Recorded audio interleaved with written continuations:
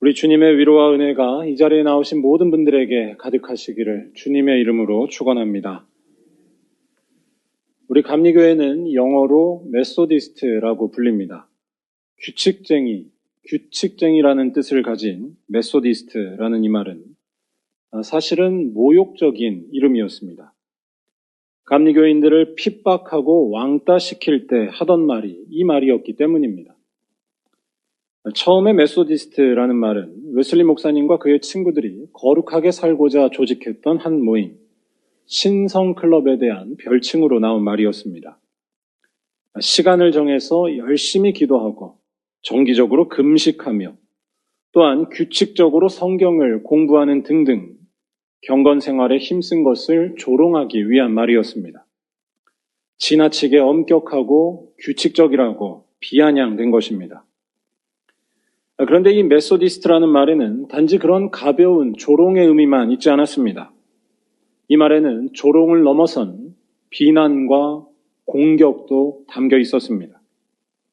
오버쟁이, 오지라퍼, 과몰입자, 열광주의자, 거룩한 분화방과 같은 거칠고 강력한 비난이었습니다. 그렇게 비난한 이유는 다른 데 있지 않았습니다. 웨슬리와 감리교인들이 하던 일, 정확히 말하면 세상 속에 들어가서 고통에 처한 이들에게 보였던 모습이 세상의 질서를 뿌리째 뒤흔드는 거슬리는 일이었기 때문입니다. 그 중에 하나는 웨슬리 목사님이 감옥에 있었던 한 사람, 당시 사람들이 심하게 미워했던 어떤 사람을 성심을 다해 돕고 돌봤던 일이었습니다. 이때의 일로 웨슬리와 그의 무리들은 미친 사람으로 취급을 당했고 혐오스럽게 여겨지기까지 했었습니다. 그뿐만이 아니었습니다. 당시 감리교인들은 사람들에게 무시받고 차별받던 가난한 자들을 단순히 동정하는 데에서 그치지 않았습니다. 감리교인들은 적당히가 없었습니다. 쉽게 말해 감리교인들은 그 별칭처럼 오버쟁이의 오지라퍼였습니다. 웨슬리는 감옥에 갇힌 이들을 직접 찾아가서 돌봤고 가난한 노동자들을 위해 노동법 개혁에 나섰고 또한 노예 제도의 폐지를 주장했습니다. 오늘날의 기준으로는 이러한 일들이 그저 당연하게 여겨질지도 모릅니다. 하지만 18세기 영국 웨슬리 당시에는 그렇지 않았습니다. 한마디로 이러한 일들은 아무도 하지 않는 일이었고 굳이 그렇게까지 안 해도 되는 것이 당시의 시대 정신이었습니다. 가난하거나 힘이 없어서 비인간적인 상황에 처해지는 것은 당연한 일이었고 그러한 이들이 교도소에서건 공장에서건 가난과 질병, 비참함에 내던져지는 것 역시 당시로서는 아무도 이의를 제기하지 않는 자연스러운 일이었습니다. 이를테면 죄수들이 있던 교도소는 상태가 매우 열악했고 법 집행은 야만적이었습니다. 사형죄에 해당되는 범죄가 200여 가지가 넘었다라고 하는데요. 이는 주로 특권층의 재산을 보호하기 위해 나온 것이었다고 합니다. 부자들의 재산을 보호하기 위해 작고 사소한 일들에도 사형죄를 매겼다는 것입니다. 불의하고 살벌한 법 집행에 부패가 넘쳐나며 위생도 열악해서 지옥과 같은 상태가 당시 교도소였습니다. 문제는 그런 것에 대해 다 당연하게 여겼다는 것입니다. 그건 다 힘없는 그들의 잘못이고 그들이 게으르고 사악해서 그렇게 된 것이라고 봤기 때문입니다. 하지만 이러한 당연한 분위기에 찬물을 끼얹고 오지랖을 떨었던 이들이 감리교인이었다는 것입니다. 동정하는 것을 넘어서서 감옥에 직접 찾아가 열악한 상태에 있던 죄수들을 돌보며 힘겹게 살아가던 노동자들에게 찾아가 설교할 뿐만 아니라 노동조합도 만들고 집 없는 이들의 안식처를 세우기도 했습니다. 그리고 이와 같이 활동하는 감리교인들을 그냥 두고 볼 수 없었던 당시 사람들이 감리교인들을 강력하게 비난하며 했던 말이 우리의 이름 메소디스트, 감리교라는 것입니다. 지나치게 규칙적이다 못해 오버쟁이, 오지라퍼, 과몰입자, 열광주의자, 거룩한 분화방이라는 것입니다. 굳이 안 해도 되는 일을 해서 기존 질서에 균열을 내고 결정적으로는 기존에 편안하게 살던 이들을 거슬리게 하고 위협한다며 공격했던 것입니다. 요즘 말로 카톡방에서 강퇴시키려 한 것입니다. 그런데 우리들은 왜 감리교인들이 소위 이렇게 오버를 했는지, 아니 그게 오버가 아닌 이유를 잘 알고 있습니다. 고통에 처한 모든 이들이 하나님 나라가 절실한 우리의 형제 자매라고 믿기 때문입니다. 정확히 말할 때 세상과 부딪히더라도 하나님께서 알려주신 믿음의 삶, 그리스도 안에서 맺어진 형제 자매의 관계를 포기할 수 없었기 때문입니다. 웨슬리 목사님은 이렇게 말했습니다. 나는 당신이 가장 가난한 사람들과 더 많은 대화를 할 수 있기를 바랍니다. 비록 그들이 당신의 취향에 맞지 않는다고 하더라도 당신은 그들을 하나님의 나라로 인도해야 하기 때문입니다. 그들이 더럽고 수백 가지 혐오스러운 환경에 처해 있다고 해도 그들 가운데로 들어가 보십시오. 게으름 때문에 가난하다는 말은 사악한 악마의 거짓말입니다. 즉 단지 사회적으로 잘 맞게 지내는 것, 내가 가진 신념과 이 사회 체계를 잘 지켜나가는 것에 구원이 있는 것이 아니라 주님의 뜻을 붙드는 것에 구원이 있다고 믿었던 것입니다. 설령 세상에서 왕따를 당하고 미친 사람 취급을 당해도 주님만이 생명이라는 사실을 몸으로 고백했던 것입니다. 그래서 감리교, 이 메소디스트라는 말은 모욕적인 말이면서 참 자랑스러운 말입니다. 믿음 때문에 세상이 용납하지 않는 위험한 행동도 마다하지 않았던 고귀한 흔적이 담겨 있기 때문입니다. 오늘 말씀에도 비슷한 이야기가 나옵니다. 오늘 말씀에서도 예수께서는 위협과 공격을 받으십니다. 예수를 위협하고 공격했던 이는 당시의 권력자 헤롯이었습니다. 31절에 헤롯이 예수를 죽이려 한다는 소식이 어떤 바리새인들을 통해 들려오는데 여기에 나오는 헤롯은 예수께서 태어나셨을 때의 유명한 왕 헤롯 대왕이 아니라 그의 아들 헤롯을 가리킵니다. 헤롯 안티파스라고 불린 왕인데요. 이 헤롯은 영악한 정치인이었습니다. 헤롯이 예수를 죽이려 한다는 소식을 바리새인들이 전했다라고 하는 것은 다른 사람을 통해 일종의 경고를 전한 것으로 볼 수 있습니다. 헤롯이 자신 못지않게 예수께 적대적인 바리새인들을 이용해서 최후의 경고 비슷하게 전달한 것입니다. 자기 손 하나 대지 않고 정적을 없애려는 노련한 정치인과 같습니다. 32절에서 예수께서는 이러한 헤롯을 여우라고 부르시면서 자기 목적을 이루기 위해 사리와 정치적 기술로 충만했던 그의 중심을 꿰뚫어 보십니다. 헤롯은 예수를 협박했고 말을 듣지 않으면 죽이려까지 한 것입니다. 그렇다면 왜 헤롯은 예수에 대해 이렇게 했던 것일까요? 그 이유는 한마디로 예수가 자신에게 심히 거슬렸기 때문입니다. 정확하게는 예수에 대한 고백이 예수께만 구원이 있고 생명이 있다고 고백하는 것이 그에게 거슬렸던 것입니다. 힘과 권력을 가진 헤롯을 통해 사람들이 기쁨을 얻고 평화도 얻으며 망하지 않게 된다는 것, 다 잘 먹고 잘 살게 된다는 것이 당시 사회의 질서였고 정신이었습니다. 그런데 예수의 등장은 그런 질서를 깨트리고 있었습니다. 헤롯이 아니라 예수가 우리에게 위로를 주며 세상이 아니라 예수가 생명을 준다고 말하고 있었기 때문입니다. 그래서 헤롯은 자기가 살기 위해 예수를 협박하고 죽이려 하지 않을 수 없었습니다. 권력과 재물, 온갖 정치적 기술로 지위를 안락하게 유지하던 것이 이 예수 때문에 무너질 수 있었기 때문입니다. 예나 지금이나 못된 권력자들은 자기 자리를 위해 무슨 짓도 마다하지 않습니다. 일단 이 헤롯과 예수의 관계를 알기 위해서는 세례 요한이 헤롯에게 비극적인 죽임을 당했던 일과 그 후에 있었던 일을 잠깐 볼 필요가 있습니다.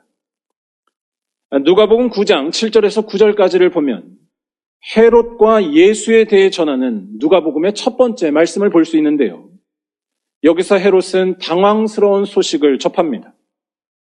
7절에서 자신이 죽였던 세례 요한이 다시 살아난 것 같다는 믿을 수 없는 풍문을 전해 들은 것이었습니다.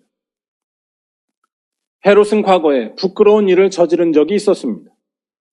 자신의 동생 빌립의 아내를 자기 아내로 강제로 취한 일이었습니다. 이 일은 율법에 어긋나는 불의한 일이었고 그래서 많은 지탄을 받았었습니다. 자기만 법을 초월해도 아무렇지 않은 것, 자기를 위해 권력을 남용한 일이었습니다. 그래서 이때 이러한 헤롯을 향해 비판의 목소리를 외친 인물이 있었는데 그게 바로 세례 요한이었습니다. 일종의 투사 같은 인물이 세례 요한이었습니다. 세례 요한은 이때의 일로 미운 털이 박혀서 결국 안타깝게 죽고 맙니다.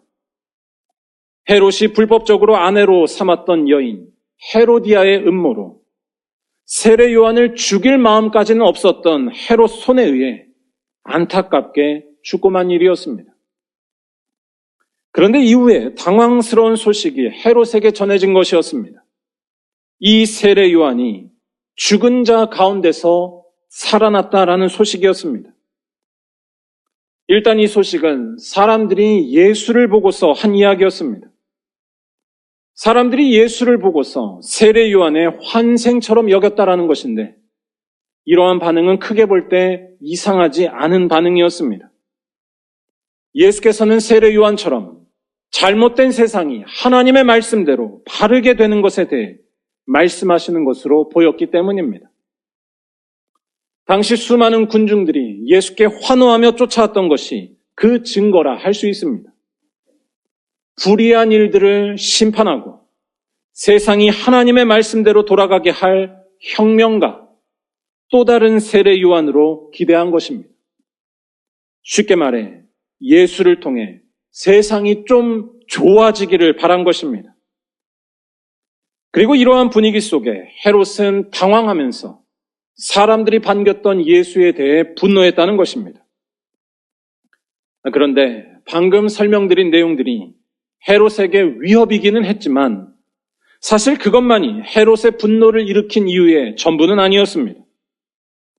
헤롯이 예수를 위협해서 축출하려고 했던 이유, 아니 세례 요한도 죽이지 않으려 했던 그가 결국 예수는 죽이려고까지 한 이유는 아이러니하게도 그가 예수에 대한 정확한 사실을 꿰뚫고 있었기 때문이라 말할 수 있습니다.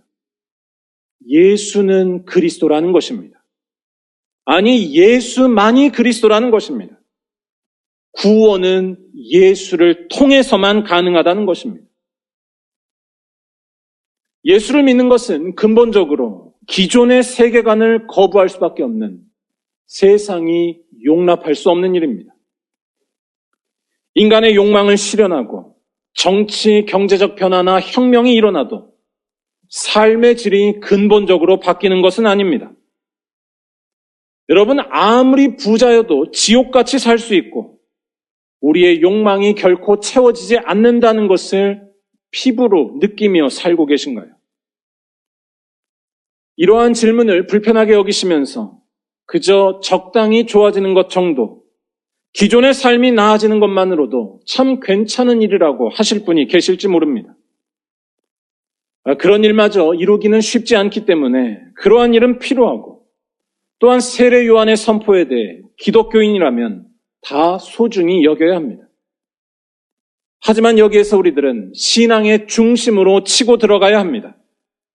판을 뒤집어야 하고 예수를 누구라고 하는지 성경에서 그 답을 찾아야 합니다.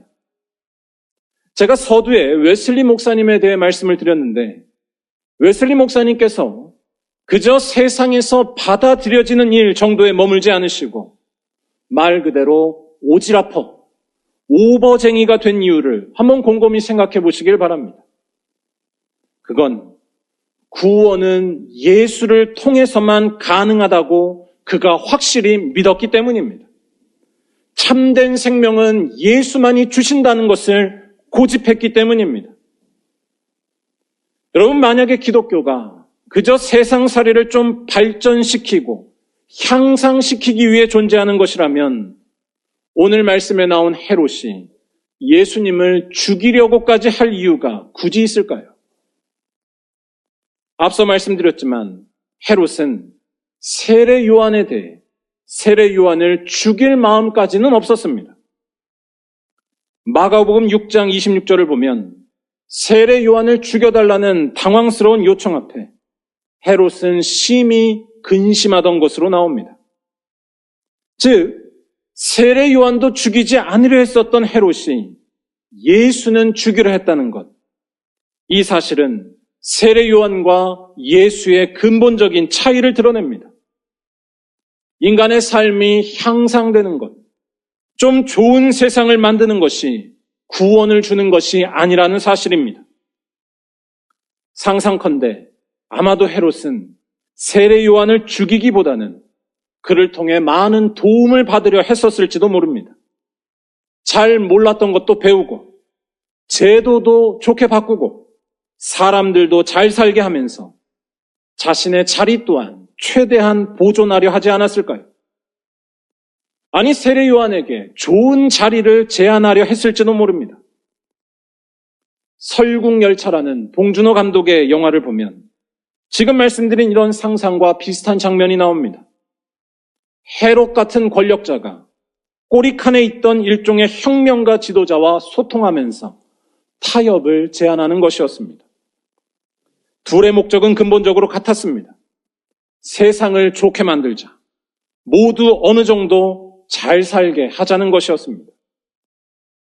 그런데 우리 기독교는 근본적으로 이러한 바람과 어긋난다는 것입니다. 아니, 기독교는 사람들이 제기한 이 문제에 대해 완전히 새롭게 바라봅니다. 물질적인 욕망을 채우고 연봉만 많이 받는다면, 편안하고 거대한 건물이 있다면, 강력한 무기가 있으면, 정치적으로 발전하면, 아니 그 모든 것을 이루어줄 누군가, 슈퍼맨이 있으면 우리의 삶이 달라지고 구원을 얻을 것이라는 믿음에 대해 딴지를 거는 것입니다. 기존의 세계관을 거부하고 판 자체를 뒤엎는 것입니다. 바로 우리는 십자가에 달리시고 죽으신 예수만이 우리를 구원으로 인도해 주시며 생명을 주신다고 믿는다는 것입니다. 왜냐하면 그 예수께서는 3일 만에 부활하셔서 아무리 해도 얻을 수 없는 참 평화, 아무리 많이 가져도 얻을 수 없는 참된 만족, 고통과 아픔이 있지만 거기에 걸려 넘어지지 않는 참된 건강과 능력, 바로 하나님의 생명을 나타내셨기 때문입니다. 예수께서는 오늘 말씀 32절에서 그 사실을 이렇게 말씀하십니다. 제3일에는 완전하여지리라. 그래서 기독교는 이 고백 때문에 이 세상을 완전히 달리 보며 살아갑니다. 기존의 질서에서 구원을 찾지 않는다는 이 말 때문에 우리 기독교인들이 세상을 무시하거나 멀리하며 살 것으로 보실지도 모르는데요. 전혀 그렇지 않습니다. 오히려 더 가열차게 살고 완전히 다르게 사는 것이 기독교입니다. 예수만이 구원을 주신다는 사실을 믿기 때문에 그와 함께하는 삶에 위험에도 자기 운명을 거는 것입니다. 예수를 믿고 따르는 일에 오지랖퍼가 되는 것이고 오버쟁이가 되는 것입니다. 웨슬리 목사님처럼 이 세상에서 용납되지 않아도 그리스도 안에서 만난 이들을 끝까지 품어주고 하지 않아도 되는 일, 잘못된 세상에 하나님 나라가 임하도록 용을 쓰며 사는 것입니다. 예수 때문에 방관자가 되는 것이 아니라 사랑의 오지라퍼가 되는 것이고 예수 때문에 도를 넘는 정의의 오버쟁이가 되는 것입니다. 더 놀라운 것은 이러한 믿음으로 충만하게 사는 자는 자기의 삶을 완전히 다르게 바라볼 줄 알게 된다는 것입니다.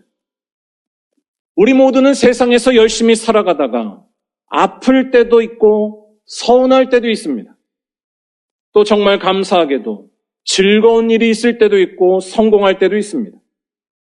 하지만 예수를 아는 자는 그런 것과 상관없이 만족하며 기뻐하며 황홀해한다는 것입니다. 우리에게 주신 부활의 생명, 그 빛이 눈앞에 보이고 있고 그 빛 아래에서 모든 것이 새롭게 보이기 때문입니다. 그래서 헤롯은 이 예수를 죽이려 할 수밖에 없었습니다. 이 예수는 자기가 의지하고 있었던 기존 세계의 질서를 뿌리째 뽑아버리고 있기 때문입니다. 인간의 욕망과 그 욕망을 실현시켜줄 권력, 화려하고 좋은 세상에서 구원을 얻을 것이라는 믿음을 다 갈아엎어버리고 있던 것입니다. 예수가 커질수록 헤롯은 망할 수밖에 없어서 예수를 죽이려 했던 것입니다. 하지만 예수께서는 이런 헤롯의 위협에 조금도 굴하지 않으십니다. 그는 33절에서 자기 갈 길을 가야만 한다고 말씀하십니다. 그리고 끝까지 하나님께 순종하셔서 모든 생명을 구원하는 일, 스스로 구원을 얻을 수 있을 것처럼 말하는 이 세상의 질서를 끝내시고 예수 안에서 하나님의 은혜로 생명과 기쁨과 복을 얻는 새 질서를 이루고야 마셨다는 것입니다. 오늘과 내일과 모레는 내가 갈 길을 가야 하리니. 사랑하는 여러분, 욕망을 실현하면 좀 더 좋은 세상이 되면 구원을 이룰 것이라는 헤롯의 생각은 내려놓으시기 바랍니다. 또한 예수 믿고 살아가는 것에 대해 칼과 총으로 위협하는 헤롯에 대해서도 두려워하지 마시기 바랍니다. 다만 이번 사순절 예수가 누구신지를 더욱더 확실히 아시고 그가 가신 길을 뒤따라 가시기 바랍니다. 예수를 믿기에 세상과 부딪히더라도 예수께서 가신 길을 뚜벅뚜벅 걸어가는 진정한 감리교인, 사랑과 섬김과 기도의 열광주의자가 되시기 바랍니다. 특별히 비상식적이고 모렴치한 세상과 싸우면서 이 나라에 빛을 비추는 이들이 되시기 바랍니다. 그리하면 고난도 당하겠지만 궁극적으로는 부활 생명에 참여하게 될 것입니다. 왜냐하면 예수께서 제3일에 완전하여 지셨기 때문입니다. 죄와 죽음에서 해방되실 것이고 생명을 얻게 되실 줄로 믿습니다. 바라기는 이러한 믿음으로 이번 사순절 예수만을 더욱 깊이 생각하면서 그가 가신 길을 믿음으로 걸어가는 온전한 감리교인들 다 되시기를 주님의 이름으로 간절히 축원합니다. 기도하겠습니다.